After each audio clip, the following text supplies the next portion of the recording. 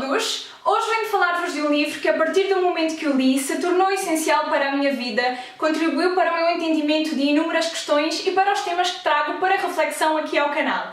Por isso pensei que trazê-lo e partilhar convosco esta leitura seria uma boa ideia. O livro de que vos falo é este, tem o título Sejamos Todos Feministas e foi escrito pela autora nigeriana Chimamanda Ngozi Adichie. A autora nasceu em Enugu em 1977 e é uma das mais importantes e influentes escritoras africanas da atualidade. Ela publicou o seu primeiro romance, chamado Hibisco Roxo, em 2003 e a partir daí tem crescido bastante como autora e publicado outras obras importantes como Meio Sol Amarelo, Americana e Para Educar Crianças Feministas. Mas o sucesso desta autora deve-se não só aos seus livros, como também às suas palestras no TED. Ela tem duas palestras fantásticas. A primeira tem o título O Perigo de uma História Única e a segunda Sejamos Todos Feministas. Sendo que foi desta segunda palestra que nasceu este livro que vos falo hoje, que é na verdade uma adaptação desse discurso mais aprofundada. E para quem ainda não acompanha as palestras do TED pelo mundo, eu super aconselho, procurem aqui no YouTube, assistam, porque são relatos de pessoas que podem realmente mudar as vossas vidas com as suas experiências. Outra coisa interessante, principalmente para quem gosta de ouvir músicas da Beyoncé, é que parte do discurso de Chimamanda foi citado na música Flawless. Portanto, aí para os fãs da cantora, com certeza vocês já se cruzaram com a voz desta autora e com uma parte do discurso deste livro. Falando um pouco do livro, Sejamos Todos Feministas é um relato com bastantes marcas pessoais, contados por uma mulher que presencia uma situação durante toda a vida e resolve falar a respeito. A autora parte da sua experiência pessoal como mulher nigeriana para mostrar que ainda há muito que precisa de ser feito até alcançarmos a igualdade de género. A autora narra situações reais, preconceitos e problemas da sociedade ocidental, especificamente da Nigéria. Em algumas páginas são até descritas as violências físicas e morais sofridas por mulheres nigerianas e é automático o fator de nos sentirmos tocadas e identificadas. E identificarmos-nos, segundo a autora, é o primeiro passo para reconhecermos que, apesar do que ela descreve ser local, ser uma realidade dela, a realidade retratada acaba por ser global. A mulher ainda é vista como inferior ao homem. Em poucas páginas, Chimamanda demonstra um objetivo: mudar a ideia equivocada sobre os termos feminismo e feminista.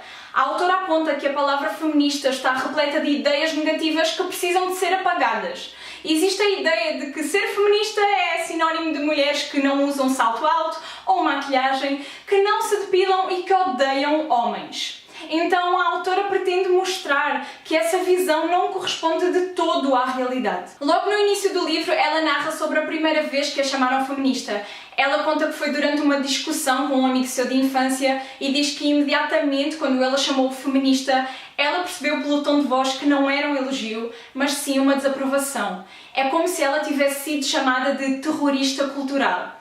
Numa passagem bem interessante no livro, ela conta o seu percurso até se afirmar uma mulher feminista e como isso teve e ainda tem um peso na vida dela, porque gerou preocupação das pessoas que conviviam com ela e até mesmo das pessoas que liam as suas obras. Eu achei fantástica a forma como ela encarou a questão e, portanto, vou ler-vos agora um pouco dessa passagem.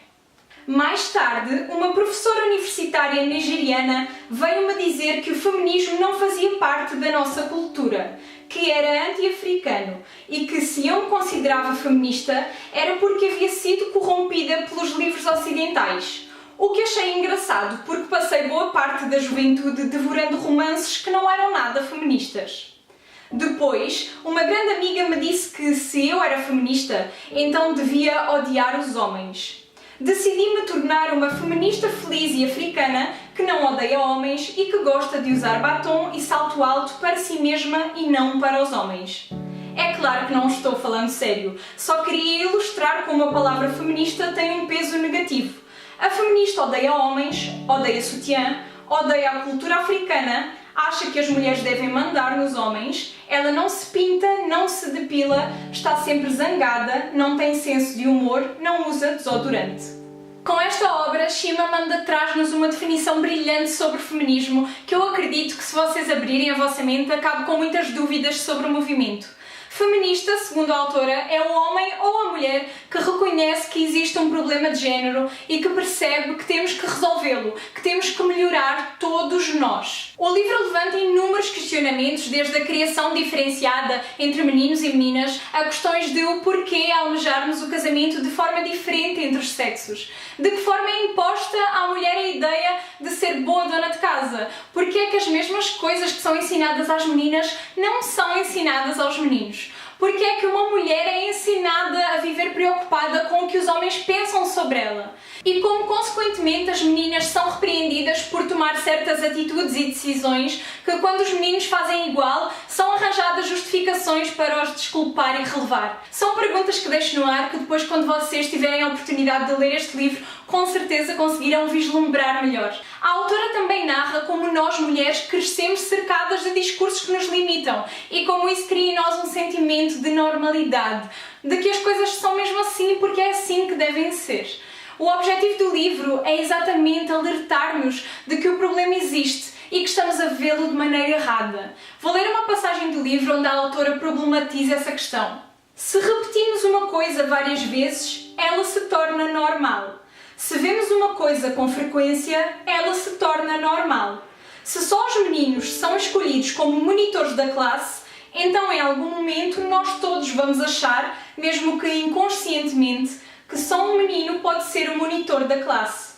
Se só os homens ocupam cargos de chefia nas empresas, começamos a achar normal que esses cargos de chefia só sejam ocupados por homens.